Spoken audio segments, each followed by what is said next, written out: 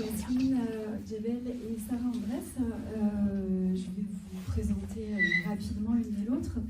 Donc Yasmine, vous avez été lauréate du concours Rajo Babelio, dont on a parlé un petit peu tout à l'heure avec Muriel, qui est un concours dédié au texte d'imaginaire pour un public jeunesse, ado ou young adulte à partir de 12 ans. C'était un concours sous le parrainage de Adrien Thomas et Maëlle Bézard. Et en fait, c'est un concours qui donne lieu à transmission, puisque vous avez aussi, je crois, à votre tour été ambassadrice de ce concours pour l'édition 2022 avec Estelle Faye. Donc votre roman, qui est votre premier roman, Sirem et l'oiseau maudit, est paru en janvier 2023. Et vous avez une nouvelle série en préparation pour 2025, je crois, on en reparlera peut-être. Alors Sarah, le musée des mensonges chez Rajo, c'est pas votre premier roman, vous aviez déjà publié Dans la cité électrique, une série, donc c'est trilogie, c'est ça, hein, ouais. Le tome 1, Le cercle des veilleurs, c'était chez Gallimard Jeunesse en 2022, et le tome 2, Le Lantenium Express. Le tome 3 est apparu. Il arrive bientôt. Et je crois que c'était issu aussi du concours Gallimard Jeunesse, premier roman, voilà, c'est Gallimard Jeunesse. Votre nouveau roman donc, vient de sortir, Le musée des mensonges, hein, qui est ici. Il se situe à nouveau dans un univers à l'imaginaire teinté d'histoire. Hein, on va forcément en parler un petit peu. Alors, je vais résumer brièvement les deux textes, mais voilà, ne vous empêchez pas évidemment de réagir et de compléter.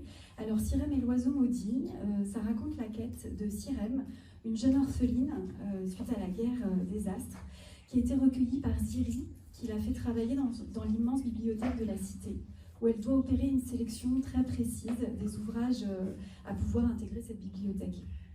Après une suite d'événements liés à un attentat dans lequel Ziri, son protecteur, est mis en danger, Sirem va devoir quitter la cité d'Afra avec pour compagnon, évidemment, son passé, plutôt douloureux, un faucon ensorcelé qui parle et dont elle découvrira la véritable identité un peu plus tard, la crainte des veilleurs, qui sont les gardiens, et une mystérieuse prophétie, et un sorcier de prime abord de mauvaise volonté, en tout cas au départ. Voilà, donc c'est un roman de fantaisie ample, ambitieux, très immersif et très dépaysant, qui pose beaucoup de questions et qui est un périple à travers différentes cités.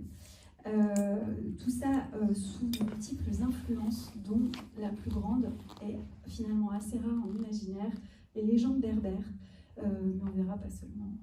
Voilà. Alors, Le musée des mensonges, un roman pour les plus jeunes.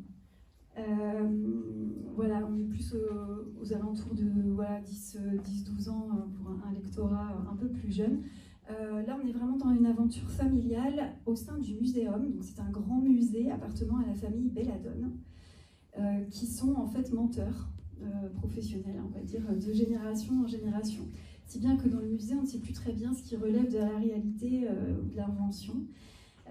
Et donc, Parmentière, qui est la directrice du musée, son neveu et sa nièce Blanche vont se retrouver au cœur d'une nuit un peu folle, on va dire, dans le musée.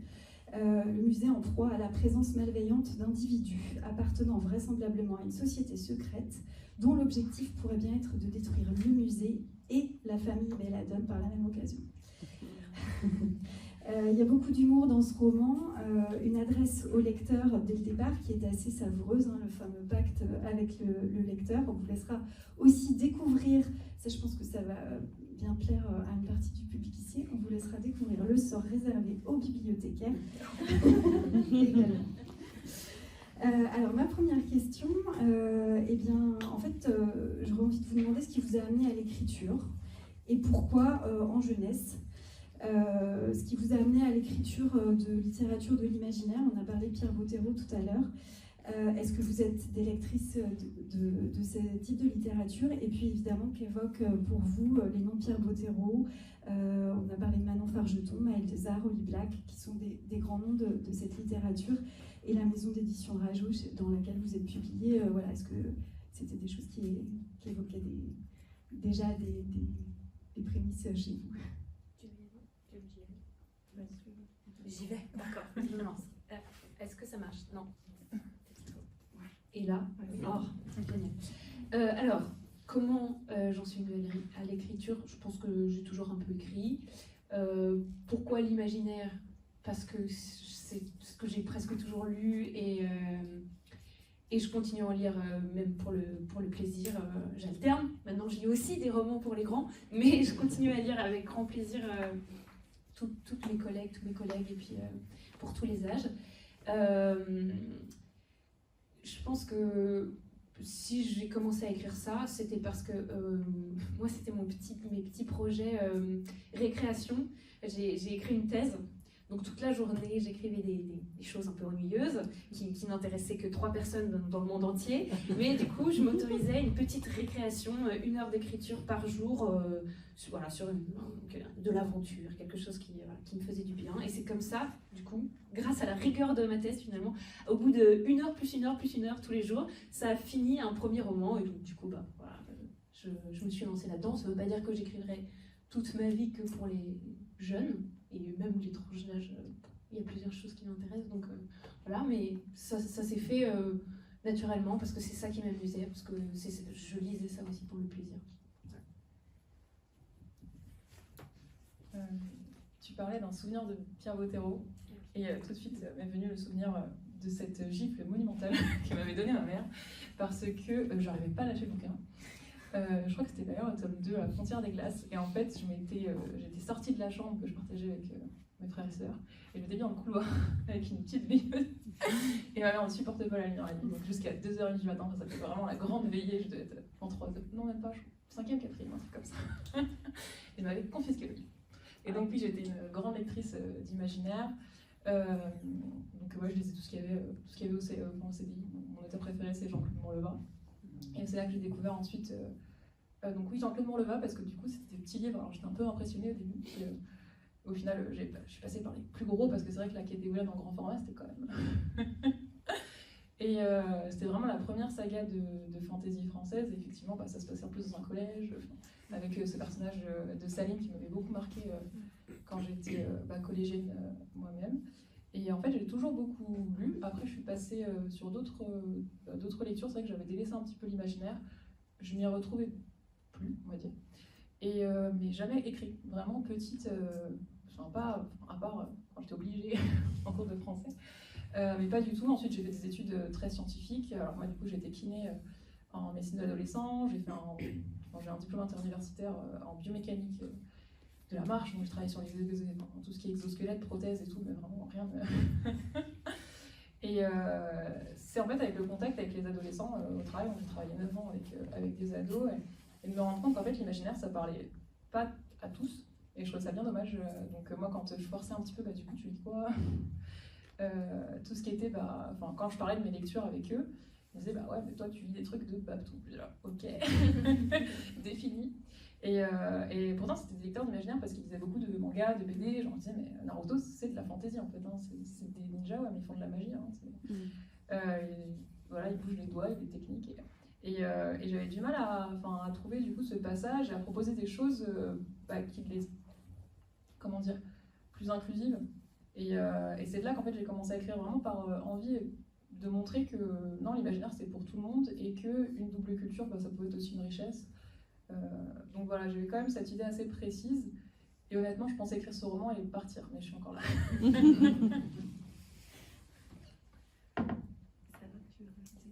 Non. Je voudrais qu'on parle de vos inspirations. Évidemment, vos 2 romans sont empreints d'inspirations qui vous sont propres et qui vous sont personnelles. Mais ce qui est intéressant aussi, c'est qu'il y a vraiment une manière de les mêler à la fantaisie, à un univers imaginaire. Donc dans Sirem, les légendes berbères, plus largement la culture d'Orient, qui est présente dans tout le roman et à travers divers aspects, même dans les vêtements, la nourriture, ça peut être les proverbes aussi, il y a le conte. Donc voilà, comment vous avez réussi à mettre un peu à mêler en fait ces influences à l'univers imaginaire. Et puis dans le musée des mensonges, c'est l'histoire, évidemment, l'histoire de l'art. Un petit pied de nez aussi quand même, parce qu'on y parle énormément de mensonges juge. Donc voilà, est-ce qu'on peut faire dire n'importe quoi aux vieilles pierres, voilà, aux objets du passé. Je trouve que c'était très, très, très malin et très, très bien amené. Mais voilà, on sent clairement l'influence aussi peut-être de votre formation. Et voilà. Donc, comment vous avez aimé ça? Je me lance. Oui, bon, effectivement, ça se sent. J'ai fait des études d'histoire et d'histoire de l'art, donc on ne se refait pas. J'aime bien les vieilles colonnes, les vieilles poteries et les vieux musées. Mais oui, c'était essayer de rendre ça un peu amusant. Il n'y a pas de volonté d'être, je sais pas, d'absolument vouloir faire venir les enfants au musée ou quoi, mais en faisant un décor d'une aventure un peu folle, peut-être, ouais, peut-être donner envie. Ouais. Après, mes influences, elles sont effectivement mon parcours a fait que l'archéologie, l'histoire de l'art, voilà, c'est très présent, mais c'est autant Indiana Jones que Adèle Blanc-Sec, c'est vraiment des lectures et des films et des séries et qui voilà, je pense que toi, pour Sirène, c'est un peu plus sérieux en travail de documentaire. Alors moi, j'ai essayé de... quand même des termes scientifiques. Oui, alors ça, c'était... des époques, ouais, mais... l'impression de faire aussi une visite du musée. Alors, l'idée était quand même plutôt de faire comme si c'était des termes scientifiques, mais on s'en fiche. Est-ce que ça veut vraiment dire quelque chose? Est-ce que ça existe vraiment? Et d'ailleurs, là, il y a un plan du muséum, mais en fait, je me suis arraché les cheveux parce que à l'origine, c'était n'importe quoi. Les personnages circulaient, ils prenaient un escalier, ils étaient propulsés à l'autre bout. Et donc, quand on m'a dit, alors on va faire un plan, au début, j'ai trop bien. Bon, du coup, il faut que je change des choses parce que ça n'a aucun sens. Ils prennent des escaliers en colimaçon et puis enfin bon, bref. Donc il y a aussi quelque chose de... Enfin, il fallait que ça soit crédible comme décor, et donc qu'il y ait quelques termes scientifiques, etc. Mais en fait, ça n'existe pas un musée comme ça, heureusement, sans doute. Mais donc voilà, c'est quand même à la frontière entre l'imaginaire et quelque chose de plus... qui pourrait ressembler au Muséum d'histoire naturelle.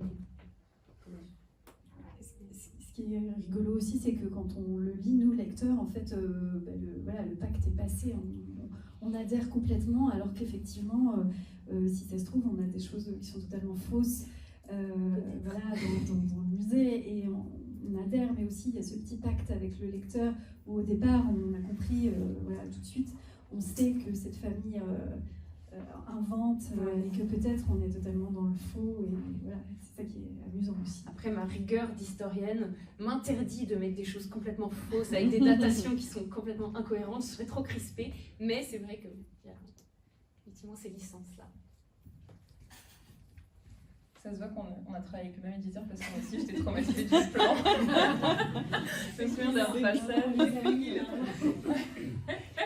Et du coup j'avais dit à Guilain, du coup notre éditeur, j'ai dit surtout tu mets les villes en gros, comme ça les gens ne pourront pas calculer les temps de marche et les temps de... Non, parce que là il n'y a pas de... Enfin, voilà. C'est comme ça, on enlève quand même beaucoup du compte. Il n'y a pas une logique. Et je me souviens aussi d'un chapitre où Sirène est perdue du coup dans des lacs de sel. Et du coup, il y a une espèce d'énigme pour en sortir. Et Guilain qui me dit, non mais là, attends, si elle va à gauche, puis à droite, puis là elle tourne en rond. T'avais fait un plan? Ah non. Je dis, mais là tu vois, c'est la tournure de phrase, tu vois, c'est binaire, ternaire, binaire, c'est beau, oui, mais ça n'a pas de sens. Ok. Pragmatisme. Oui, il est très... On a un garçon dans l'équipe éditoriale, c'est Guilain, et bon alors je sais pas si c'est une question de genre, mais en tout cas il est très très pointu. Oui. Ah ouais, ce que je disais, des fois moi je pars, c'est un peu nébuleux et puis il me fait redescendre comme ça. Reviens sur terre. Oui, je pense que c'est aussi du fait de ces inspirations qui sont... Alors non, il n'y a pas vraiment de recherche rigoureuse. Donc il faut savoir que moi je suis née à Paris, j'ai grandi en France, mes parents sont algériens, comme du coup mes grands-parents. Et j'ai grandi aussi avec mon oncle, mais j'ai pas beaucoup de famille ici. Et pendant une partie du coup de mon enfance, mes parents du coup faisaient leurs études de médecine ici, et je suis restée avec mes grands-parents maternels, et mon grand-père racontait énormément d'histoires. Donc beaucoup d'histoires. J'étais un peu bercée là-dedans. Alors c'est marrant parce que je vais retrouver une vieille vidéo de moi qui dit ouais, j'adore être avec mon grand-père, il me raconte énormément d'histoires, et en même temps on fait beaucoup la prière. Quoi. C'est vraiment deux univers très différents, quoi. Vraiment une histoire complètement fantaisiste du patrimoine du coup de ces légendes berbères, et puis en même temps une éducation assez stricte entre guillemets religieusement. Et moi j'étais là, mais qu'est-ce qui est vrai, qu'est-ce qui est de l'ordre du conte, qu'est-ce qui est parole sacrée, je ne sais pas. Non, très peu de rigueur parce qu'en fait c'est une culture qui est très orale.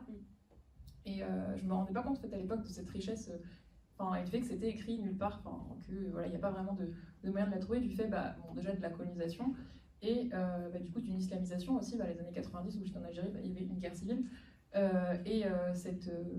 cette arabisation qui a fait que on a détruit énormément de choses qui ne rentraient pas dans les cases de la grande religion qui était l'islam ou de l'identité arabe dans la deuxième phase de décolonisation. Du coup, ce qui était inhérent au patrimoine nord-africain, il ne restait pas grand-chose. Et du coup, moi, ce qui restait pour moi, c'était les tatouages de ma grand-mère et les histoires de mon grand-père. Et pour retrouver des choses, c'est extrêmement compliqué. Donc vraiment, recherche sérieuse. Surtout que des fois, on te raconte un bout d'histoire entre deux... Je veux dire, t'as pas le début, t'as pas la fin, tu captes juste ça. Et puis moi, des fois, surtout quand on commence à raconter soit en arabe, soit dans des dialectes un peu plus du sud de l'Algérie, où des fois, je capte 2 mots sur 3. Donc vraiment, c'est beaucoup de rafistolage et j'ai beaucoup de mal à donner des sources. C'est ce que me demandent beaucoup les documentalistes. Donc je parle du recueil de Mouloud Mameri, de Taous Samouche, mais en vrai, ça se base beaucoup sur des rafistolages de souvenirs. Et c'est important de faire ce travail-là, et c'est pour ça que du coup il y a toute une thématique aussi de l'acculturation dans ce roman, avec ce tri qui est fait dans cette bibliothèque, des origines du coup de Sirem, de sa culture qui n'est pas bien vue, on va dire, et de cette magie qui est un peu interdite au niveau des thématiques. Et ça me tenait à cœur quand même de montrer, je parlais de Naruto tout à l'heure, mais pour moi c'est un exemple vraiment très fort, parce que autant j'ai lu beaucoup d'imaginaire, Jean-Claude Monla, Pierre Bottero, j'aimais beaucoup aussi Timothée de Fombelle, et d'autres aussi, d'autres grandes sagas de fantasy. Je me souviens que Brajlon, c'était un grand éditeur de ces sagas, ces premières sagas de fantasy anglo-saxonne que je lisais. Mais du coup très centré en Europe, ou quand c'était du coup dans d'autres contrées, c'était un Orient avec un O majuscule très vague en fait, il n'y avait pas des choses concrètes, quelque chose de très fantasmé, mystérieux, avec ces femmes lascives, vraiment, après c'était écrit par des vieux mecs. Ça allait avec les... Voilà, ça allait avec le personnage.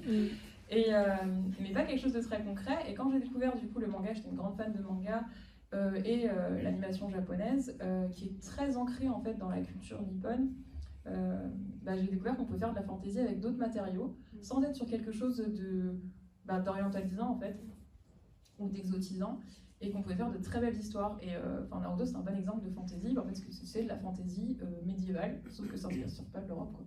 Et j'avais à cœur en fait de montrer que du coup de voir cet héritage s'effilocher et se perdre un peu du fait de son oralité et de cette histoire un peu compliquée, de montrer qu'en fait ce double héritage il pouvait être valorisé notamment par l'imaginaire. Et je suis très contente du coup quand il y a d'autres enfants qui viennent me voir et qui disent oui, moi aussi, ma grand-mère elle a tête sauvage, moi aussi, mon grand-père m'a raconté cette histoire. Voilà. Alors il y a un thème, en tout cas un fil un peu commun entre vos deux romans, c'est l'importance du poids justement de la culture familiale, de l'histoire familiale, du passé, qui peut finir par apparaître comme quelque chose d'un peu enfermant. Alors il y a une citation de Gaël Faye en exergue de Sirem. Je vais vous faire le petit plaisir de la lire. Fermez vos livres s'ils vous apprennent à hésiter. Méfiez-vous, à vouloir vivre, on peut finir par exister. J'ai tiré ce fil-là dans vos deux romans parce que, par le biais de l'humour aussi, dans le musée des mensonges, on tente quand même, Blanche, il y a toute une partie où en fait, elle a cet héritage familial de faire partie de la famille des Belladone et d'être donc censée être une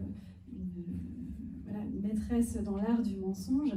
Mais voilà, est-ce qu'on y échappe à la fin? On va pas dévoiler la fin du roman, mais il y a une petite remise aussi à plat de tout ça. Comment on fait pour y échapper? Est-ce qu'on y échappe ou est-ce qu'on décide de continuer et qu'est-ce qu'on fait en fait un peu de ces traditions. Alors c'est plus une quête initiatique, voilà, le propos est plus lourd aussi dans Sirem, mais il y a quand même ce fil-là de l'histoire familiale dans vos deux romans. Je ne sais pas comment on y échappe. Non, c'est vrai que c'est pertinent comme parallèle, mais je ne saurais pas quoi ajouter, moi, de pertinent là-dessus. C'est vrai que c'est une des thématiques du roman, mais voilà, comme vous dites, avec humour. Et c'est simplement que dans cette famille, oui, chacun a un rôle à jouer. Et c'est dur parfois de se tenir à ce rôle-là. Et l'héroïne se cherche un petit peu, elle essaye d'être une grande belladone, mais ça la pousse à commettre certaines erreurs, à rejeter certaines personnes. Et donc, elle peut se remettre en question peut-être effectivement à la fin, surtout quand on découvre quelque chose de terrible sur la famille, mais je ne vais pas divulgacher. D'ailleurs, au début, elle a l'impression qu'elle doit passer un test, qu'elle est là pour un test. Elle s'est persuadée de ça quand on va la tester sur ça. Donc, une initiation aussi, un rite de passage. Hein, Exactement. Exactement. Qu'elle s'invente complètement, du coup. Mais c'est le climat familial qui a fait penser que peut-être on allait la tester sur le fait qu'elle est une bonne belladone ou pas. Vaste question, et je pense que moi, l'héritage familial, que ce soit dans Sirem ou du coup la série apparaître, c'est toujours comment dire, une source d'inspiration, pas une source de questionnement. C'est vrai que là, dans le personnage de Sirem, donc elle est orpheline et elle vit du coup avec Ziri qui est ce bibliothécaire, et donc elle va avoir deux figures familiales, donc la figure de Ziri qui est dans cette voie de la raison, cette nouvelle ère, et la figure de Nora qui, elle, est plus dans les superstitions, les croyances, et qui une autre façon de voir les choses, et ils s'entendent pas du tout d'ailleurs tous les deux, mais ils se sont pris d'attachement du coup pour elle, et elle va devoir faire en fait ses propres choix, et en fait un peu remettre en question ce qu'on lui a toujours appris, remettre en question aussi son héritage familial, qui ne doit pas non plus être un poids et la forcer à être une certaine personne. Et à la fin, effectivement, elle essaye de trouver un pirate sur sa route qui lui dit on peut garder l'air, mais changer les paroles. Je ne sais plus comment j'ai écrit ça, c'était plus joli. Donc c'est un peu ça. Enfin, bon, après, je pense que c'est. Autant Sirem ne me ressemble absolument pas de caractère, je n'ai pas sa patience et ni son intelligence, mais au niveau du poids de l'héritage familial, c'est sûr que c'est une thématique qui me parle beaucoup, le fait de pouvoir jongler entre ces deux identités et de pouvoir créer quelque chose de nouveau. Et ça va aussi dans l'héritage de ce livre, dans le sens où c'est vrai qu'il n'y a pas, j'ai pas à ma connaissance de livre de fantasy française qui s'inspire des contes d'Algérie, mais qui reste quand même ancré dans des thématiques très franco-françaises. Et c'est un peu pareil, le fait de se dégager un peu de cet héritage-là, j'ai fait du coup avec la série apparaître l'année prochaine. C'est-à-dire que là, autant dans Sirem, je suis restée vraiment sur des légendes, des contes berbères. J'ai voulu vraiment, j'ai écrit aussi pendant un moment, c'était le Covid, les frontières étaient fermées, j'avais aucun moyen de contacter, de voir plutôt mes grands-parents. En plus, mon grand-père il est sourd.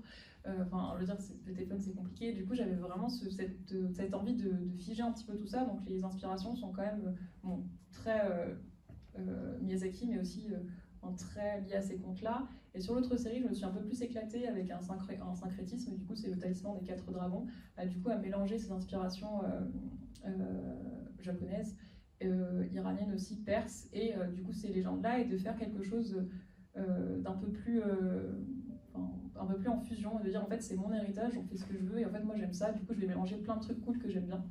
Et j'espère que ça parlera à une tranche d'âge du coup la plus jeune. Et ce qui m'a permis de faire ça, c'est de savoir en fait que quand j'ai écrit Sirem, personne m'a dit mais tu n'as aucune légitimité à faire ça, ou ça n'intéresse personne. Donc je me suis dit ah cool. Donc voilà, c'était mon trajet un peu. Ouais, je me suis perdue. On va parler un tout petit peu de votre éditeur. Si on parle un peu du travail éditorial, des coulisses un peu de la publication de vos deux romans. Alors Yasmine, c'était dans le cadre du concours. Comment ça se passe? En fait, on écrit quoi? Un chapitre, 2 chapitres. On se présente au concours et on envoie. Et puis après, quoi, la machine se met en marche, la publication, la rencontre avec l'éditeur. Oui, bah. Alors, il se trouve que moi, ce roman, du coup, j'ai travaillé pendant 1 an et demi ou 2 ans avant de j'ai commencé. Avant de le soumettre à qui que ce soit, déjà avant de le faire lire, déjà avant de dire à qui que ce soit que j'écrivais, c'était assez long. Et en fait, j'ai trouvé, du coup sur les réseaux sociaux, j'ai suivi du coup une association qui s'appelait Diveka, avec qui Rajo avait fait un partenariat et un appel à texte. Et j'avais commencé par leur envoyer une nouvelle. Et c'est là que j'ai découvert l'édition Rajo. J'avais plein de livres Rajo dans la bibliothèque, mais moi à l'époque, en fait, je lisais les noms d'auteurs et c'est tout. Je m'intéressais pas trop à ce monde-là qui était très opaque. Et c'est vrai que le concours, ça permet d'ouvrir une porte. Je sais même pas si je l'aurais envoyé par mail s'il n'y avait pas eu ça, cet appel à texte. Mais il se trouve que j'arrivais quand même à quelque chose d'assez concret et j'avais vraiment envie qu'il existe dans le paysage éditorial. J'avais pas encore cette pensée de carrière. Je me suis dit, bon, je pense que j'arrive à un truc assez lisible. Il y a un post sur les réseaux. Allons-y. Ça paraît aussi plus accessible et c'est là que du coup j'ai rencontré mon éditeur. Donc j'avais envoyé du coup le roman que j'étais encore en train de travailler parce que j'étais encore en train de peaufiner, je voulais vraiment que ce soit le plus parfait possible, je suis assez perfectionniste avant de l'envoyer, et puis j'ai une réponse très rapide. Alors vraiment je m'attendais à... J'avais envoyé le mail, je me suis dit bon, j'ouvre pas avant 3 mois, en fait j'ai une réponse en 4 jours qui me disait bah oui, ça nous intéresse, donc je disais waouh. Et donc il y a eu du coup signature de contrat, et puis ensuite 2-3 mois après j'ai eu du coup les retours de Guilain. Notamment sur cette fameuse scène où Cyril tournait en rond.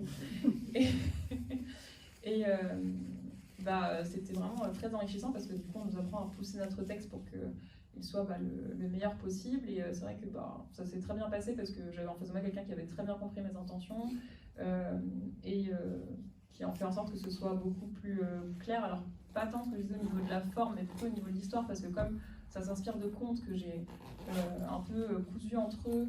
Et puis on est sur il y a toute une galerie de personnages, on est sur un voyage de cité en cité, donc il y a une malédiction, une prophétie, donc là en plus une prophétie qui est écrite un peu comme un poème, qui est inspiré d'une chanson, donc tout est un peu onirique, et du coup c'est vrai que Guilain a un peu remis tout ça d'équerre, donc très intéressant. Et puis après effectivement ça allait assez vite avec la publication. Et des retours critiques très sympathiques. Est-ce qu'il vous a fait des suggestions ou des remarques quant au public, le fait d'écrire pour un public ado, jeunesse? Oui, c'est vrai que parfois j'ai été un petit peu trop dans l'insinuation, de simplifier quelques événements plutôt que de clarifier, parce que clarifier ça rend du coup les choses plus lourdes. Et parfois j'étais vraiment dans l'insinuation. C'est vrai que je parlais de Gaël Faye, qui est aussi une grande inspiration. J'écoute beaucoup de ses raps, bon là il est un peu moins dans le rap, mais du coup là dans la chanson c'est vrai qu'on peut se permettre des images un peu plus allusives. Tout est le rythme, le tempo, les sonorités, le jeu avec la langue est beaucoup plus important que le sens dans un livre pour ados, non. Donc parfois c'est vrai qu'il y avait des passages où en fait c'était moi qui étais en train de m'éclater et je regardais un petit peu écrire quoi. Et là, oui, mais du coup, ça sert à quoi? En fait, je veux dire ça. Oui, d'accord, dans ce qu'elle dit. Voilà, donc un petit peu... penser en fait à chaque fois au lecteur, c'est quelque chose... Ou plutôt à la lectrice, en fait. C'est quelque chose d'assez flou au début quand t'écris. T'es tout seul avec ton Word pendant 2 ans. C'est la première fois que quelqu'un mettait vraiment le nez très profondément dedans pour que ce soit cohérent. Du coup, aller chercher le plus de cohérence et de fluidité possible. Ce qui est important pour cette tranche d'âge. Et voilà. Sarah, pareil, vous avez aussi participé à un concours d'écriture. C'est vrai. Pas pour ce roman. Chez Gallimard. Est-ce que ça vous a apporté quelque chose pour la suite, en fait, pour l'écriture Oui, en plus c'était mon premier roman, toi aussi, je suis bête. Et du coup, mon éditeur chez Gallimard m'avait dit ça se voit que c'est un premier roman parce que tu as voulu mettre tout ce que tu aimes dedans. Peut-être que tu peux enlever les 3/4 et ça sera très bien. Donc effectivement, j'avais cette tendance à mettre beaucoup de choses et parfois c'est pas nécessaire de... Voilà. Et puis j'ai une écriture aussi assez elliptique, donc parfois on me dit il faut que tu développes un peu ta pensée. Tu écris quand même pour un public jeune, donc les sous-entendus ça marche pas toujours, donc fais attention, voilà. Mais avec Guilain, le travail est effectivement très, très fluide, des allers-retours sur... Alors pour le musée des mensonges, je crois que j'avais envoyé les quelques premiers chapitres et ils m'ont dit go, donc j'ai envoyé tout ça et puis on a fait quelques allers-retours, clarifier certaines choses, déplier certains passages, voilà. Mais là c'était plus simple, c'était un roman beaucoup plus court, donc il y a moins de... Il y a une galerie de personnages très réduite, donc c'était plutôt des enjeux de rendre la narration claire du début, enfin plutôt cohérente du début à la fin, ce genre de choses. Ce qui marche très bien et qui n'est pas facile à faire, c'est l'humour, le fait de s'adresser au lecteur en lui faisant des clins d'œil, en lui disant là, vous allez me dire ça, mais oui, vous allez voir que... et ça c'est pas facile à faire. Non, c'est le contraire. Ah. Ce qui est difficile, c'est de pas trop le faire pour moi. C'est-à-dire qu'il faut, si je fais un premier jet, et après il faut que je coupe 90% des blagues, parce que vraiment j'en fais trop. Et après, voilà, on regarde, on voit ce qui... Mais ça, c'est vraiment en laissant un peu reposer le manuscrit, on se rend compte que bon, ça c'est pas nécessaire, ça c'est pas nécessaire. Voilà, faut pas non plus alourdir trop le texte en faisant que ces petits clins d'œil. Il faut que l'histoire aussi avance. Et plutôt, moi c'est plutôt la tendance inverse. Voilà, il faut que je me calme. Moi pas du tout, je dois trop aider, je pense, je suis là. Bon alors, qu'est-ce qui serait drôle Et parce que du coup j'ai deux personnages très différents.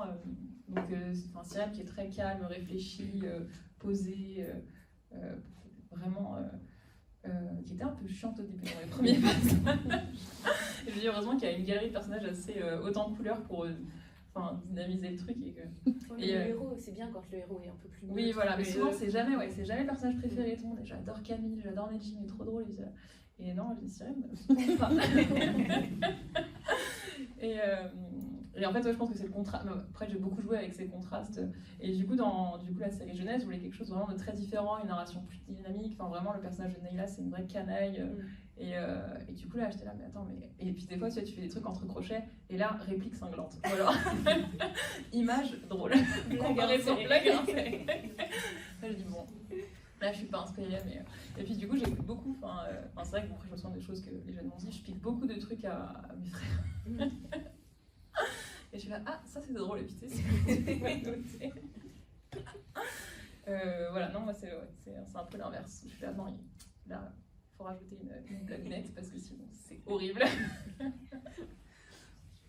Justement, est-ce que vous avez des retours de lecture, de lecteurs qui vous ont parlé des interventions en classe d'ailleurs, peut-être vous avez déjà un lien avec votre lectorat? Oui, ça commence un petit peu, c'est chouette. En fait, moi j'ai du mal à... Je crois que j'ai mon cerveau qui se bloque quand on me fait des critiques, que ce soit positives ou négatives. Alors pas quand on travaille évidemment sur le manuscrit, mais après quand c'est des retours de lecture, j'ai comme un bruit blanc qui se... Ah oui, d'accord, vous avez lu mon livre, très bien. Et puis j'ai du mal à écouter ce qu'on me dit, j'ai la petite goutte là. Donc même quand c'est quelque chose de positif, j'ai du mal à entendre, mais oui, j'adore quand on me dit j'adore tel personnage. Effectivement, c'est souvent les personnages secondaires le héros, il doit forcément être moins fun pour qu'on puisse peut-être plus s'y projeter, j'en sais rien. Mais oui, c'est toujours chouette d'avoir des gens d'un public qui... Mais toi, t'as peut-être dû en rencontrer, t'as fait des rencontres scolaires. Ouais, moi, ça commence seulement, je commence seulement à avoir des rencontres scolaires, donc je n'en ai pas encore fait beaucoup. Mais c'est bien, surtout que parfois ils te font prendre connaissance de choses sur ton texte. Ah, complètement. J'avais pas du tout lu ça, mais oui, bien sûr, oui, c'était prévu, évidemment. Oui, tout était prévu.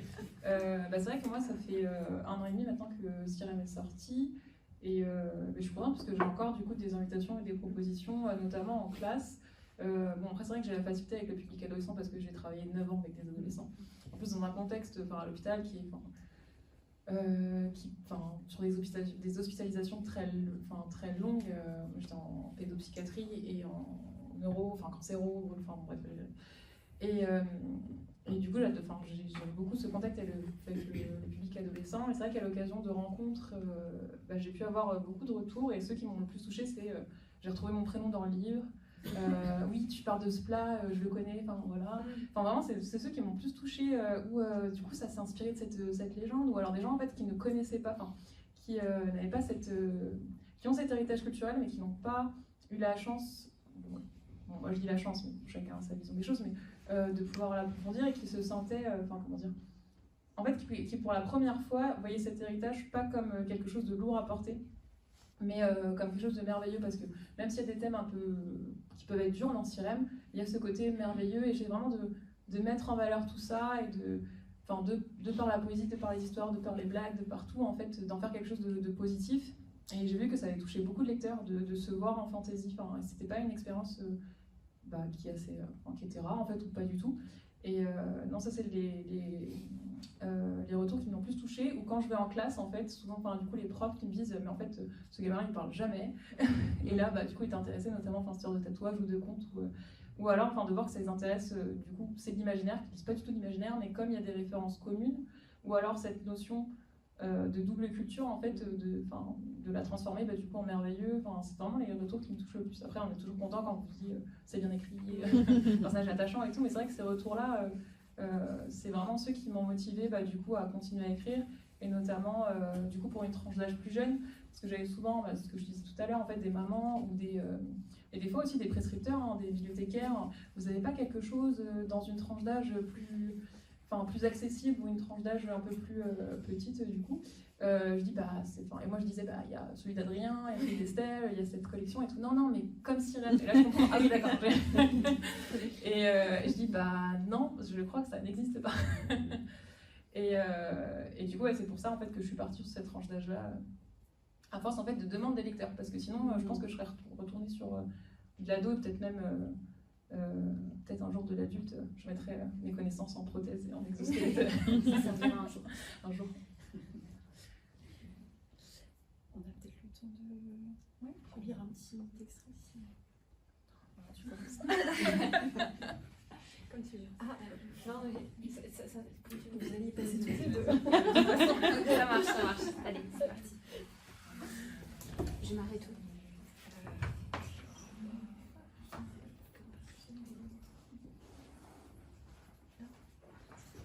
En entier. Ok, je me souviens absolument pas. Alors, il faut savoir que ce livre, je l'ai écrit il y a 1 an, donc je ne me souviens plus. Mais ça va aller. Chapitre 2. 2 cousins. Blanche Belladone connaît le muséum par cœur. Elle y passe toutes ses vacances depuis qu'elle porte des couches et sait marcher à 4 pattes. Maintenant qu'elle a 12 ans, elle ne porte plus de couches et arpente rarement le muséum à 4 pattes, mais elle y vient toujours à chaque congé. C'est sa tante, la grande Parmentière Laurier, qui le dirige. Autrefois, Parmentière était archéologue et rien ne plaît plus à Blanche que le récit par sa tante des mythiques explorations de sa jeunesse, même si la moitié de ses histoires est fausse et que l'autre moitié n'est qu'à moitié vraie. La jeune fille adore se promener dans le musée avec elle. Son jeu favori consiste à pointer du doigt n'importe quelle relique de n'importe quelle vitrine, puis à écouter Parmentière lui conter ses origines. Blanche a hâte d'être aussi savante. Affirmer qu'elle connaît le muséum par cœur est une légère exagération de ma part. C'est ce qu'on nomme un raccourci. Comme quand on répond « ça va, merci » au lieu de « ça irait mieux si je n'avais pas brûlé mon jean préféré avec mon fer à repasser parce que mon chat a trafiqué le thermostat à mon insu, tout ça parce que j'avais oublié ses croquettes. » Ça va, c'est plus rapide et ça évite les questions embarrassantes sur les chats pyromanes. Disons, sans raccourci, que Blanche connaît le muséum presque par cœur, mais un jour, elle le connaîtra en entier.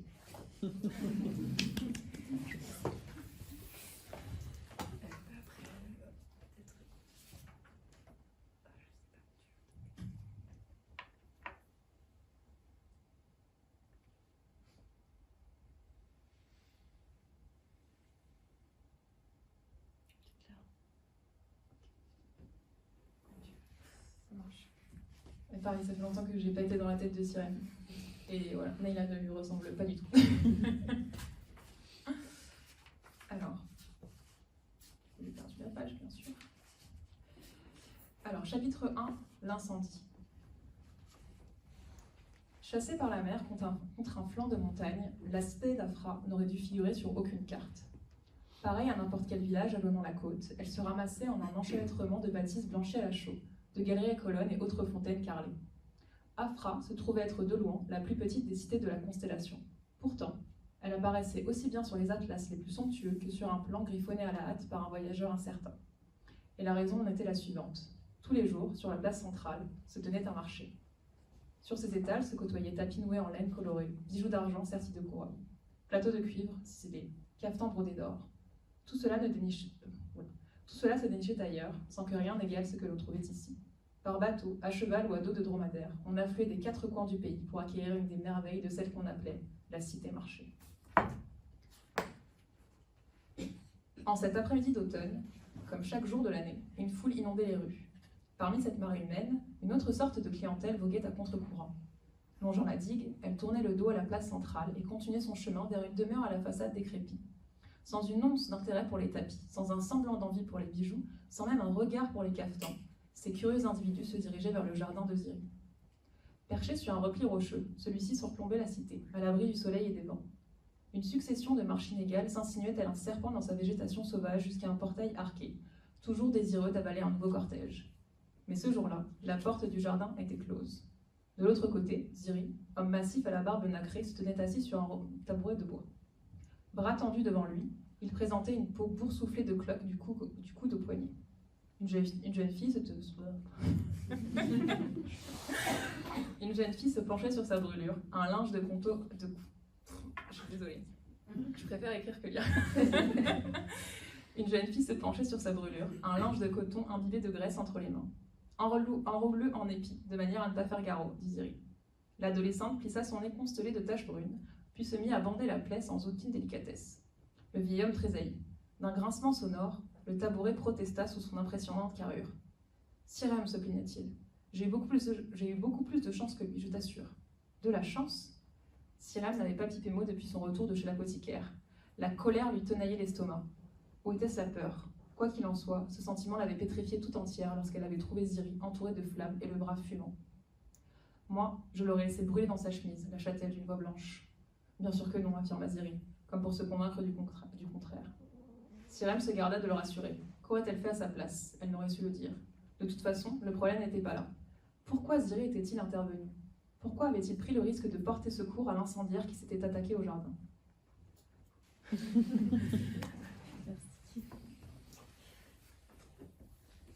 Est-ce que vous avez des questions à poser à nos deux autrices ? Moi j'en ai une. Sur la relation éditeur-auteur, vous avez parlé que vous parliez de votre texte. Est-ce que des fois il n'y a pas des fâcheries d'ego là-dedans, derrière ? Parce qu'on parle de votre texte, c'est votre travail. Donc des fois on peut être un peu fâché. Moi, pourquoi tu parles de mon texte comme ça, etc.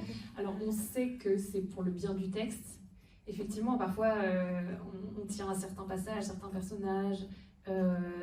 Donc il faut encaisser, il faut attendre, pas répondre à chaud forcément. Enfin, pas répondre, pas tout de suite se braquer et dire non, ça j'ai raison. Et on avance vraiment pour obtenir à la fin un texte dont on est encore plus fier. Donc oui, peut-être qu'on peut être piqué, mais déjà, Guilain, en l'occurrence, est très bienveillant et il est très diplomate et il sait vraiment nous dire quand, bon, peut-être que, est-ce que tu es sûr que... Mais donc ça se passe vraiment très bien. Et ensuite, quand c'est quelque chose de plus... je sais pas, une thématique personnelle qui nous touche, ou quand on propose une modification très importante sur le texte, on peut se poser, y réfléchir, et on n'est pas obligé d'agir tout de suite, et voilà, faire avancer, ou proposer, on nous propose d'arranger quelque chose, et puis à nous de trouver une solution qui nous convient, voilà, je pense. Enfin, c'est vrai que moi je suis un peu assez scolaire quand il me dit un truc qui va pas, c'est ma faute, c'est moi. Genre. Mais oui, bien sûr. Je suis là, mais oui, ça n'a aucun sens. Et puis elle tournait en rond dans ce mec. Donc oui, et comme tu dis, on garde en tête que c'est pour améliorer le texte. Et après, sinon, moi, si vraiment il y a un retour où je suis là, mais en fait, il n'a pas compris mon génie, je réponds pas tout de suite. Et souvent, c'est quand il m'envoie un truc où vraiment, là, pour le talisman des 4 dragons, j'ai dû reprendre toute la fin et tout. Il m'a envoyé le mail le vendredi soir. Et du coup, j'étais là, je répondrai lundi. Oui, des fois, ça fait un peu mal parce que quand on reste tout seul avec son texte, on a l'impression d'avoir créé un truc. Et puis, on met des choses très personnelles dedans. Je sais que, par exemple, avec cette histoire de talisman, j'avais rajouté, je sais plus quelle légende j'avais mis, que je voulais reprendre parce que le truc qui est marrant, c'est que avant que j'écrive Sirène, personne ne me racontait rien, je devais tirer les verres de nez de tout le monde. Et quand c'est sorti, mon père me raconte mais, tout le temps, et puis il me dit t'as noté? Et puis, bon alors, je sais pas si je t'ai raconté cette histoire, mais quand j'étais petite. Et donc il y a plein d'inspirations qui viennent, de nouvelles inspirations qui viennent de là, mais au moment je dis papa, je peux pas tout mettre. C'est Guilin qui l'a dit. Ouais, du coup, c'est plus quand je dois retirer des inspirations. Enfin, je veux dire, il y avait une légende que j'avais mis, puis après il m'a dit, mais en fait, là, du coup, c'est trop compliqué. Et j'étais là, je dis, donc voilà, donc j'ai laissé passer le week-end. J'ai appelé mon père. En fait, il n'y aura pas ça dedans. Ouais, donc laisser un peu de temps quand ça tient vraiment du personnel. Et puis en fait, on se rend vite compte. Après, j'ai l'impression que c'est une attitude aussi professionnelle. Enfin, on se doit, du coup, d'écrire quelque chose, de travailler qui soit lisible déjà, qui soit clair, qui soit adapté à la tranche d'âge. Et puis quand on est avec un éditeur qui a quand même, alors je ne veux pas le vieillir, donc je ne dirai pas son nombre d'années, voilà, qui a du métier, merci. Je pense qu'il faut écouter. C'est un rapport de confiance en fait, mais nous quand on fait des retours à un auteur, c'est pas pour dire il faut faire absolument ça. C'est pour ça que je parlais de la guerre d'ego, parce que des fois on peut se sentir fâché parce que ce sont oui, mais en fait ce sont des propositions, et si un auteur nous dit non mais ça j'y tiens parce que c'est très important, parce que voilà, nous on essaye juste de mettre le doigt sur des choses qui pourraient, comme tu en parlais tout à l'heure, rendre la lecture plus difficile pour le public, ou voilà, que la construction soit mieux articulée, etc. Mais ensuite, c'est toujours l'auteur qui décide. Donc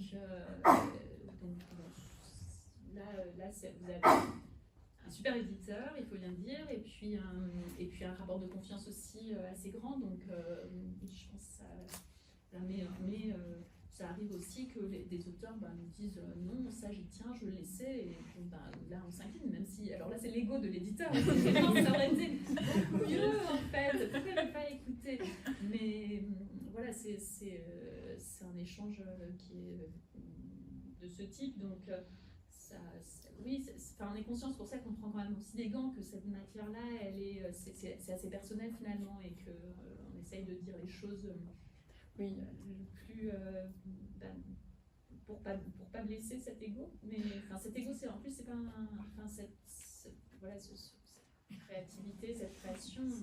Oui, ça confiance aussi, parce que c'est vrai que quand tu reçois ton texte corrigé, tu dis mais en fait c'est une bouse. Et non, je ne mérite pas d'écrire. Voilà, c'est vrai que tout de suite, déjà que vous êtes seul quand même, c'est un métier aussi solitaire. Donc et ouais, c'est compliqué aussi de te dire que oui, ça va être imprimé, lu. Du coup, en plus, il y a plein de critiques. Alors, du coup, ça veut dire que en fait, non, je n'ai pas ma place ici. Mais non, en général, Guilin a de très bons commentaires. Et puis, très diplomate. Parce que là, par exemple, dans ce premier tome, donc j'avais corrigé une version, j'avais simplifié. Du coup, j'avais enlevé ma légende qui servait à rien, qui compliquait. Vraiment, c'est beaucoup mieux ça. Hein. Et du coup, je me suis dit, comme elle m'a dit de simplifier, je veux aussi enlever cette scène de combat. Donc, il y avait un combat entre donc le fennec de Neyla et puis un oiseau mécanique en bois et tout. Je me suis dit non, mais ça je vais le garder pour le tome 2. Et Guilin qui me dit es-tu sûr de ton choix? Et là cette fois-ci c'était un vendredi après-midi, mais j'ai répondu très vite. J'ai dit non, je suis pas sûre, je vais la remettre. Donc oui, non, c'est très bienveillant, et comme tu disais, c'est toujours pour le bien du texte, et c'est beaucoup mieux avec ma scène de combat et mon oiseau mécanique.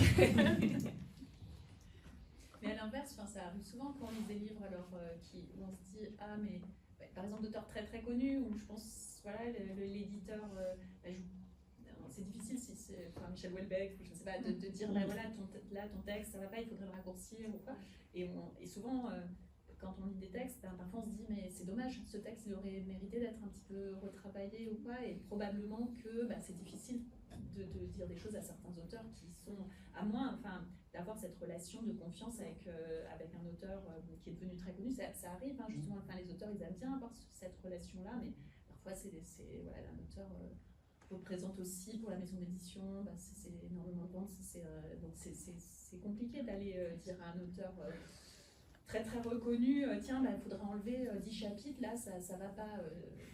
Donc parfois on se dit, il y a des textes qui auraient mérité un petit peu plus de travail éditorial. Mais, voilà. Et parfois, inversement, peut-être que l'éditeur, il n'y a pas vraiment... Enfin, il n'y a pas... C'est toujours une matière humaine, donc qui a raison, c'est pas toujours si clair non plus. Voilà. C'est vrai que chez Rajo, des retours des collègues, je sais pas toi, mais quand on leur dit le nombre de retours, comment on travaille à fond les textes et tout, c'est pas le cas de tout le monde. Et je sais qu'il y a des auteurs qui sont assez frustrés, notamment des autrices, de ne pas avoir plus travaillé. de pas avoir plus travaillé. Mais c'est vrai que sur le coup, t'as moins de travail, mais tu te dis, bon, peut-être qu'au final, si j'avais plus de retours. C'est louche. Ouais, c'est louche. C'est ça, je citerai pas de nom. Mais non, du coup, je suis très contente. C'est vrai que chez Rajo, on va vraiment au bout de ce qu'on peut faire, quoi. Même si à la fin, on est fatigué. Moi, j'avais une question par rapport au sujet qui fâche, la carte. Parce que c'est vrai que c'est quelque chose qui, en tant que lecteur, moi, j'aime vraiment beaucoup. Dès qu'il y a une carte, je reviens sans arrêt à chaque chapitre pour voir à peu près où on en est, etc. Et je me doutais pas qu'en fait, ça pouvait être un sujet peut-être parfois un peu compliqué. Est-ce que vous, quand vous êtes, vous qui écrivez, est-ce que ce soit un plan, ce plan, j'avais encore jamais vu, donc j'ai hâte de pouvoir lire aussi. Est-ce qu'on a déjà une idée préconçue? Est-ce que c'est quelqu'un qui lit et qui fait une proposition et puis on part de zéro parce qu'on n'avait peut-être pas pensé à une carte? Je sais pas trop comment ça marche. Alors moi, je trouve ça très joli les cartes et les plans et moi je passe la page, j'y reviens jamais. Donc c'est pour ça que mon musée n'avait aucun sens parce que et même en tant que lectrice, je m'en fiche si je suis perdue. Mais je comprends complètement que... Après je m'y perds aussi, hein. Et des fois j'abandonne, mais juste pour que ça joli. Mais voilà, après je comprends la volonté de vouloir, ah oui, ils sont là, ils ont pensé là, d'accord. Et donc du coup là, c'était...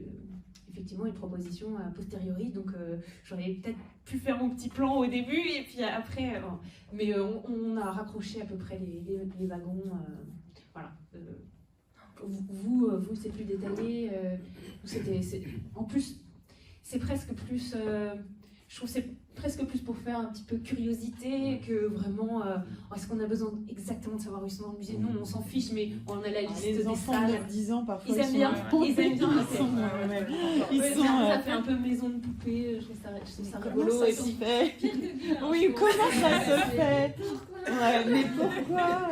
C'est pas possible. alors c'est pas possible en fait, ils peuvent pas passer du 7 au 10 Ah bah oui, parce que mais là c'est- il y a un escalier. Mais moi je l'utilise comme ça, comme je lis les listes et puis ça me fait rigoler, puis je vois la petite illustration sur ça chouette, ça c'est plus pour l'ambiance. Mais après peut-être plus dans des ouvrages de fantaisie où il y a un voyage, là je comprends la nécessité, du coup c'était peut-être ton cas, mais C'est vrai que j'ai pris ça, mais moi j'aimais bien celui-là. Voilà, toqué. Pour moi, Sarah, je t'aimais bien, mais depuis qu'on s'est rencontrés ce matin, on a bien accroché, mais bon, parce que tu dis des cartes, notre amitié va s'arrêter là. Non, mais moi je suis comme vous, hein, genre, en fait je me souviens très bien des cartes, genre la carte de Gwenda Lavire par exemple. Je m'avais ramené le carnet avec la petite carte et tout, ça m'a fait un... Et je me souviens l'explorer, vraiment regarder, et je me souviens c'était aussi la carte d'Eragon, je crois, qui était trop floue, et du coup je la suivais, je disais mais c'est pas possible. Non mais... Alors, je ne sais plus quel âge j'avais, mais je crois que c'est resté jusqu'à tard, donc je ne dirai pas. Mais du coup, je pensais pas que mon univers se prêtait à une carte. Et on me l'a dit assez tôt quand même. Je crois qu'on avait fait on était sur les premières phases de correction. Et là, Guilain m'a dit, en fait, je pense que ce serait bien qu'on ait une carte. Et moi, j'étais là, mais non. Parce que c'est vrai que c'est un voyage, donc Cyril voyage de cité en cité. Et ce qu'il me disait, c'est que chaque cité a un petit peu son identité. Alors, c'est un petit peu caricatural, mais chacune a une identité assez forte. Et chaque ville, du coup, est inspirée d'une ville d'Algérie. Et donc, comme du coup, donc Cyril part d'Afra, va descendre, puis aller jusqu'à la capitale, d'Itri, il trouvait que ce serait plus...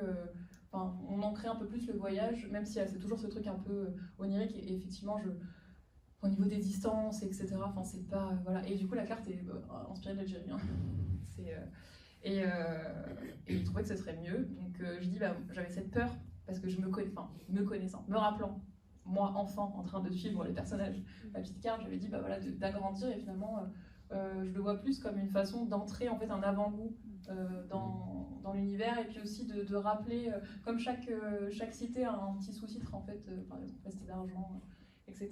Ça permettait aussi au lecteur de pas se perdre, de bien identifier les différents lieux où Sirem, Camille, Nejim et Tanit vont voyager. Et moi j'adore les cartes et il y en aura une dans le prochain.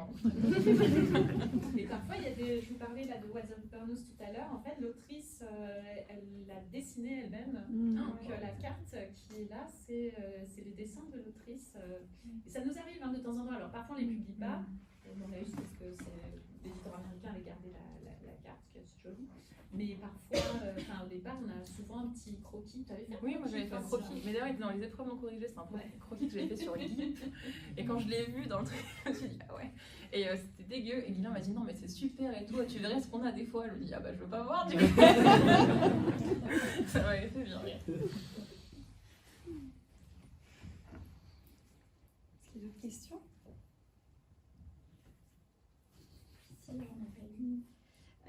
Pour toutes les deux, du coup, vous avez un univers vraiment différent, mais vous êtes toutes les deux, vous avez ce point commun-là, des jeunes autrices. Et vous disiez, Sarah, que l'écriture de votre roman, en fait, c'est le côté récréatif. Et du coup, Yasmine, vous aviez plutôt l'envie de partager une culture. Et en fait, je me demandais quelle était votre façon de travailler, parce qu'en fait, vous n'aviez pas pour projet de devenir autrice. Quelle était un peu votre méthodologie? Est-ce que justement c'était très scolaire avec un plan ou au contraire vous avez laissé l'imagination et la créativité comme ça sortir? Non, moi je ne suis pas jardinière, c'est ça. Je pars pas à l'aventure sans savoir. Enfin, j'arrive pas en fait. Ça va tenir un chapitre, 2 chapitres et puis après ça va mourir. Si je sais pas à peu près où je vais, sans avoir un synopsis très très détaillé par chapitre, tout ce qui va se passer, j'ai besoin d'avoir des grands moments, des grands passages obligés pour mes personnages, quitte à tout revoir après, mais il me faut une trame. Et un point d'arrivée, même si ça, c'est vrai que ça change, ça peut changer. Et maintenant, j'ai plus peur de dire, bon, voilà, tout ça, non, on recommence, ça marche pas. Mais voilà, moi, je me lance pas sans avoir un minimum planifié, tout simplement parce que j'y arrive pas. Au bout de 10 pages, 20 pages, 30 pages, ça s'arrête. Voilà. Oh, pas du tout. Donc, moi, j'ai une formation très scientifique. Et quand j'ai commencé à écrire, justement, j'ai vu cette différence. Donc, c'est Georges Martin qui parlait des auteurs, écrivains, architectes. Et puis moi, je me suis dit, bon, tu as fait 2 ans de médecine, une école de kiné, un diplôme en biomécanique, tu t'es formé sur plein d'appareils assez compliqués. Moi, je suis sûre que je suis dans la team plan, tu vois. Et du coup, je me suis dit, allez, j'essaie de faire un plan. Et ça m'a complètement bloqué. Mais en fait, je sais pas si je mets pas en mouvement en fait, les personnages. Ils ne me parlent pas, c'est très médiocre, mais en fait je les connais pas, je sais pas, et en fait vraiment je suis partie mais comme ça quoi, vraiment. Et puis ça ressemblait à rien du tout.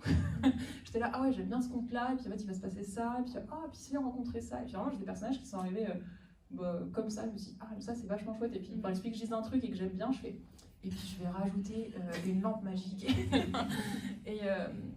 Et du coup ça fait un truc immonde et illisible, et du coup quand Guilain me donne les premiers jets, je dis mais jamais de la vie, jamais, genre vraiment il faut que j'arrive en fait au point final, et c'est là que je me dis ah en fait c'est ça que j'ai envie de raconter, et puis il y a plein de choses en fait qui sont vraiment très centrales dans l'histoire, qui sont arrivées en fait très tardivement à la fin. Je me dis ah mais en fait là, il pourrait y avoir cette prophétie, en fait il y a un retournement à la fin, ce twist, mais vraiment juste en fermant le bouquin quoi.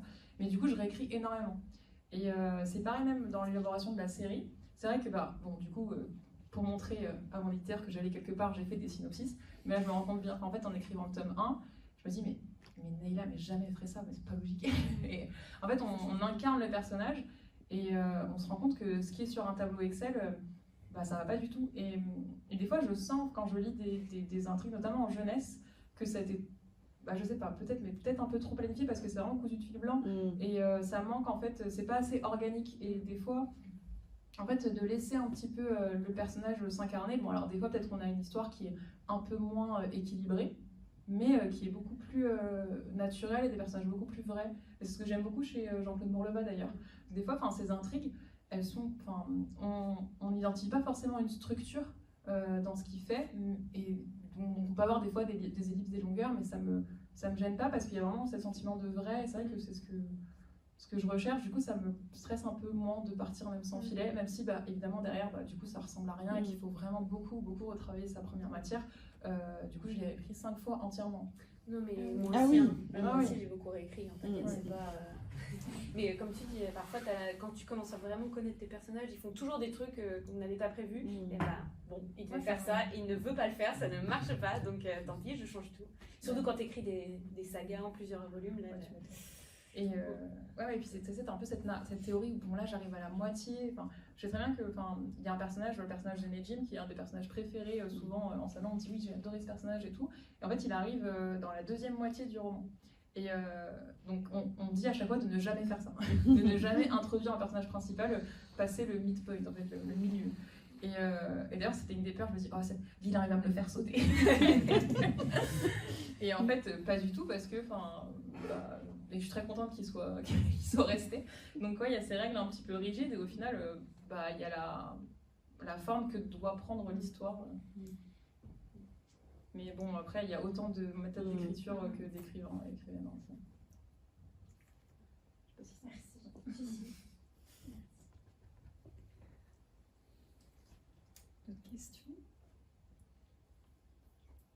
Je sais pas, Muriel, si tu veux rajouter quelque chose. Non, merci. C'est super intéressant. J'espère que tout le monde va apprécier. Merci beaucoup. C'est très précieux d'avoir votre témoignage. Et puis, c'est complètement. Ça incarne vraiment beaucoup vos romans, je trouve. Donc vous allez pouvoir lire tout de suite en partant le musée des mensonges. Oui, en marchant même. Hein.